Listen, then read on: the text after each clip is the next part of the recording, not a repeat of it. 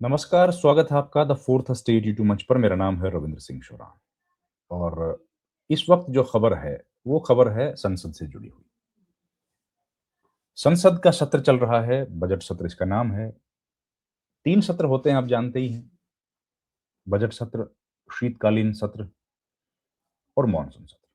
तो ये अपेक्षित तौर पर सबसे लंबा सत्र होता है क्योंकि इसमें बजट पास करना होता है, राष्ट्रपति का अभिभाषण होता है और कुछ लेजिस्लेटिव बिज़नेस भी होते हैं। आम तौर पर ये होता था पहले कि बजट जब आता था तो हर डिपार्टमेंट डिपार्टमेंट मतलब हर मिनिस्ट्री, उस मिनिस्ट्री के बजट पर चर्चा होती थी और उसके बाद मंत्री का रिप्लाई होता था। अब वो खत्म हो गया है, अब वो चर्चाएँ नहीं होती हैं। अब क्या होता है कि सारे जो बजटरी एलोकेशंस डिफरेंट मिनिस्ट्रीज़ के हैं, उनको एक साथ ले लिया जाता है और उन पर एक साथ चर्चा कर ली जाती है और एक मिनिस्टर उनको पा उनका रिप्लाई कर देते हैं, फाइनेंस मिनिस्टर, और उसको बोलते हैं गिलोटिन। वो जो पूरी प्रक्रिया है सारे मिनिस्ट्रीज के बजट को एक साथ डिस्कस करना और उसको पास कर देना, उस प्रक्रिया को गिलोटिन बोलते हैं। तो अब वो होता है। पिछले कई सालों से यही देखा जा रहा है कि चर्चा करने का वक्त नहीं है सदन के पास। हाँ, अवरोध उत्पन्न करने का वक्त है, सदन में ना आने का वक्त है, सदन की परंपराओं को तोड़ने का वक्त है और सदन को प्रधानमंत्री के लिए असुरक्षित बताने का भी वक्त है। अप्रत्याशित घटना की आशंकाओं का भी वक्त है।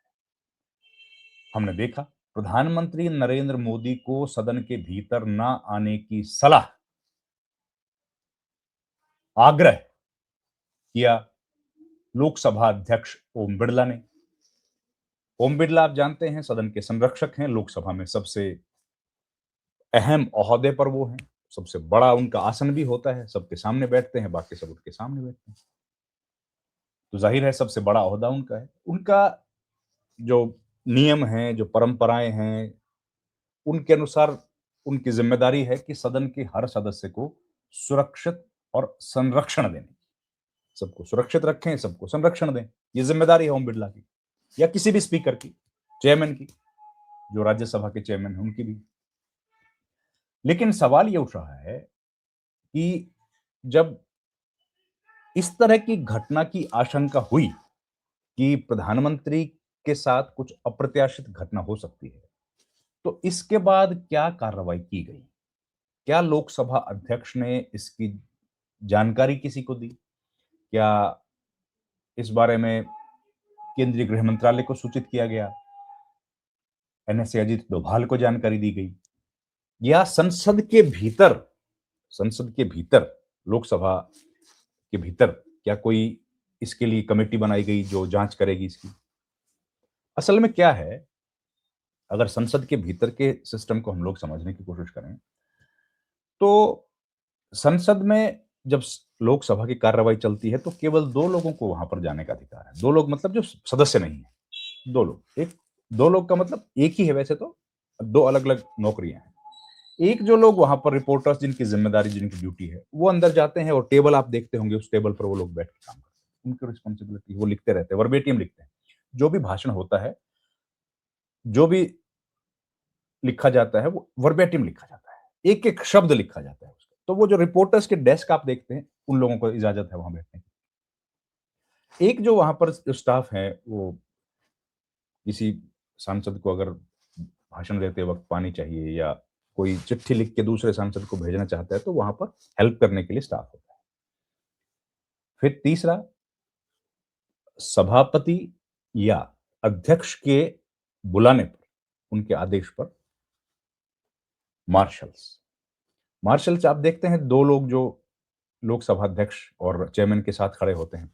वो लोग कौन होते हैं? वो लोग लोकसभा या राज्यसभा का स्टाफ होते हैं। उन लोगों को जानकारी होती है नियमों की, उन लोगों को नियमों की जानकारी होती है। सीनियर ऑफिसर्स होते हैं वो लोग, मार्शल। और उसी क्रम में जो उनसे जूनियर अधिकारी होते हैं अलग-अलग लेवल के, या जिनको मार्शल नहीं बनाया जाता उस तरीके से, वो लोग सिक्योरिटी का काम वहाँ पर देखते हैं। ये सब सिक्योरिटी सर्विसेज का स्टाफ होता है। सिक्योरिटी सर्विसेज 2 हैं, लोकसभा की सिक्योरिटी सर्विस, राज्यसभा की सिक्योरिटी सर्विस। तो अगर कभी ऐसा अप्रिय घटना लोकसभा अध्यक्ष को या चेयरमैन को लगे कि अब संसद के भीतर जो है वो गतिरोध ज़्यादा है और हम लोगों को महत्वपूर्ण बिल पास करने हैं या महत्वपूर्ण चर्चाएँ हो रही हैं और सांसदों को हमने रिक्वेस्ट किया है, उनको नेम किया है बाहर भेजने के लिए, लेकिन तो भी नहीं जा रहे हैं। बावजूद उसके वो हंगामे पर उतारू हैं, तो उनको मार्शल्स पकड़ के बाहर की तरफ लेके जाते हैं, सम्मानजनक तरीके। ये नियमों के अनुकूल है, नियमों के हिसाब से है। लेकिन प्रधानमंत्री के ऊपर किसी तरह की अप्रत्याशित घटना की आशंका है। एक आशंका किन लोगों से है, वो भी पता है।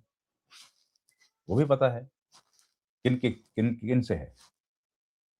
वो घटना महिला सांसदों का जिक्र किया गया है और उसके बावजूद ना तो उन महिला सांसदों के खिलाफ कोई कार्रवाई हुई, ना उनको सदन की प्रोसीडिंग्स से बाहर किया गया। आपको याद होगा इसी सत्र में 8 सदस्यों का नामित किया गया था, उनको पूरे सत्र के लिए बाहर कर दिया। कांग्रेस पार्टी के थे, लेकिन वो सब पुरुष सांसद हैं और उनको किया गया था पहले बाहर। 8 सांसदों को पहले बाहर किया गया था, लेकिन अब किसी को बाहर नहीं किया गया। क्यों? ये सवाल सबसे ज्यादा खड़ा है कि भाई ना तो आपने उनके ऊपर कोई कार्रवाई की, जो सदन के भीतर इस तरह का प्रत्याशित माहौल बना रहे थे, ना प्रधानमंत्री की सुरक्षा में अगर छोटी भी सेंध लगती है तो उसके लिए इंक्वायरी होती है। कितने लोगों को ये जानकारी दी गई? दूसरा, लोकसभा के अध्यक्ष के पास ये जानकारी आई कहां से? कहां से आई? उनके पास इंटेलिजेंस का तो कोई है नहीं सिस्टम, तो ये जानकारी कैसे आई? अब इसको लेकर के सवाल ये उठ रहे हैं कि कांग्रेस पार्टी और विपक्षी नेता जो कांग्रेस पार्टी के साथ विपक्ष में हैं, वो सब जब हाउस की कार्रवाई दोबारा शुरू होगी, तब इस मुद्दे को लेकर के लोकसभा अध्यक्ष से सवाल जवाब करने वाले हैं। इसका मतलब यह है कि बजट सत्र जब अब शुरू होगा, अभी तो सैटरडे संडे को तो आप जानते हैं कि हाउस नहीं चलता है, छुट्टी रहती है। अब जब हाउस चलेगा तो यह मुद्दा सबसे ज्यादा गरमाने वाला है और इस मुद्दे को लेकर के लोकसभा अध्यक्ष और सरकार दोनों को घेरने की कोशिश विपक्षी सांसद और विशेष तौर पर कांग्रेस के सांसद करने वाले हैं। क्यों? क्योंकि उनका कहना है कि ये महिला सांसदों का अपमान है। महिला सांसदों के प्रिविलेज, हर व्यक्ति सांसदों का जानते हैं प्रिविलेजेस हैं, उनके प्रिविलेज के साथ ये खिलवाड़ है।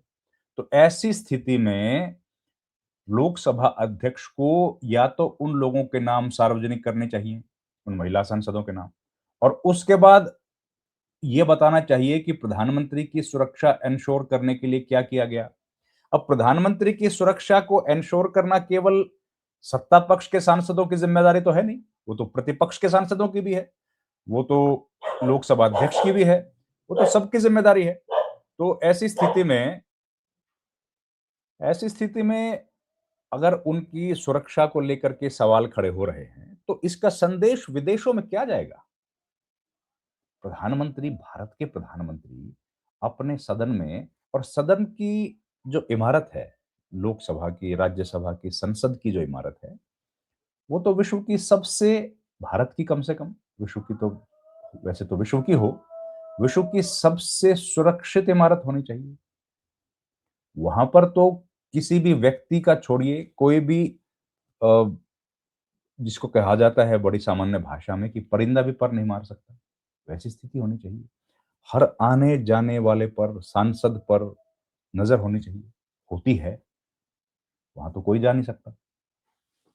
तो ऐसे में अगर प्रधानमंत्री की सुरक्षा में इतनी से भी अप्रत्याशित घटना, मतलब उनके अगर प्रधानमंत्री का पद बहुत बड़ा है, उनका कद बहुत बड़ा है, और ऐसे में अगर कोई सांसद ऐसा सोच रहा है, तो सबसे पहले तो उस सांसद पर कार्रवाई हो। उन सांसदों पर क्या कोई कार्रवाई की गई है? मुझे तो जानकारी नहीं आई अभी तक।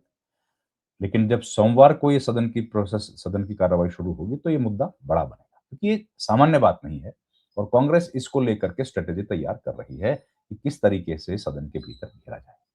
आप जानते हैं कि लोकसभा में नेता प्रतिपक्ष राहुल गांधी को तो बोलने नहीं दिया गया, और बाकी जो उसकी वजह से प्रधानमंत्री नरेंद्र मोदी ने भी नहीं बोला। तो ये तमाम चीजें हैं जिनको लेकर के हम लोग बार बार आपके सामने मुद्दे को लेके आते हैं।